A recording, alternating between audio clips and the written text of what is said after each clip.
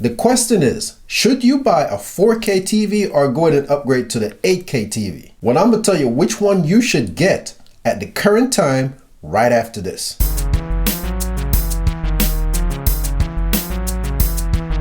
So you got your 4Ks, you got your 8Ks, you got your QLED, you got your OLED, you got your 1080p, so many of these different TV specifications. And to the average person, some of that stuff sounds confusing.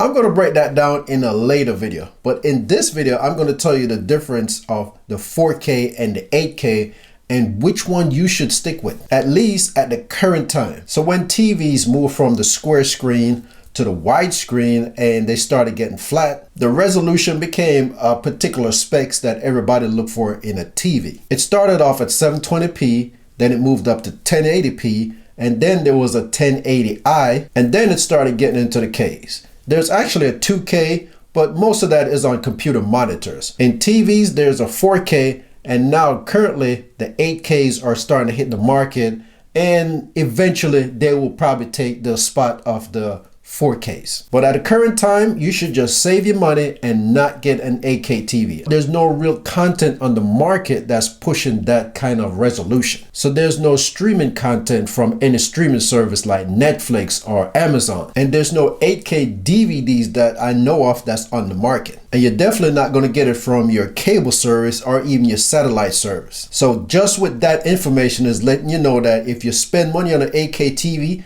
you're not going to see 8K content streaming to that TV. At least through Netflix, if you pay a little extra, you can get content being streaming in Ultra HD, which is 4K. And you can also get that through your Amazon Prime Video service. But there's no real TV service like NBC and Fox or anything like that that's streaming anything in 4K. And to be honest with you, a lot of that content that I see that's coming from your antenna or your cable service or your dish service, some of that stuff is still being streamed in 720p content. And then some of it is really streaming in 1080p, but there's no real 4K content that's coming from those services. So your real 4K content is going to come from Blu-ray DVDs that you buy from the store or from any streaming service that offer it. Now, when you go to the store and you see those nice looking 8K TV, the pictures look pretty and it's sharp and it's just capturing your eye. It's like eye candy. You got to understand that the TV is in retail mode. So therefore, the contents that you're viewing is from what the manufacturer programmed into the TV,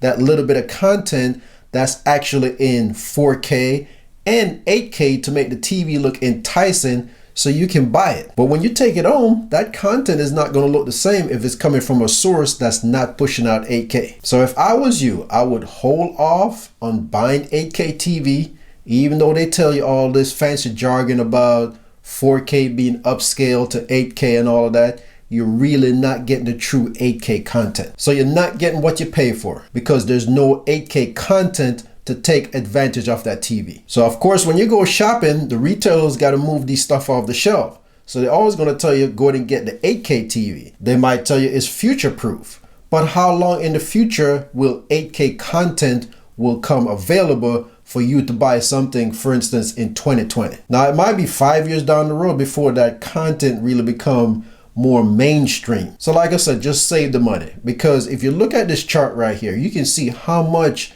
the 8K TV is starting right now compared to a 4K TV. Now, if you look at these prices right here, roughly you can buy almost a second TV with the price of one 8K TV. Now, even if you can afford it, it still doesn't make sense buying an 8K TV, like I said, if the content is not available to take advantage of that TV. All right, so that's my tip of the week. Just want to let you know, save you some money by going to 4K and skip the 8K for now until it really get popular. Okay, so that's going to be it for this video. I want to thank you for taking the time for watching it. Have a good one, and I'll see you next time.